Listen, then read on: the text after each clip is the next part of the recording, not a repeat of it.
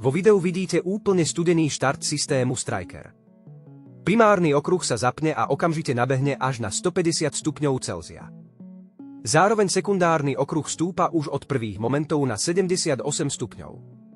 To znamená, že systém dodáva horúcu vodu hneď po zapnutí bez akéhokoľvek čakania. Pri prietoku približne 2500 litrov za hodinu vzniká delta T okolo 60 stupňov. To predstavuje tepelný výkon približne 170 kW, a to už počas prvého cyklu. Celý proces pritom beží iba na 42 kWh elektrickej spotreby.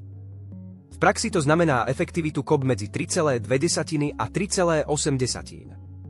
Striker pracuje pri zvýšenom tlaku, takže voda pri teplote 150 stupňov nevarí. Teplo sa môže prenášať okamžite, bez strát a bez prerušovania parov. Najväčšou výhodou je, že energia sa vytvára priamo v prietoku, nie v objeme nádrže. Preto má systém taký rýchly nábeh a extrémne vysokú deltu T už pri úplne studenom štarte. Toto je nový spôsob výroby tepla. Rýchly, účinný a okamžite dostupný.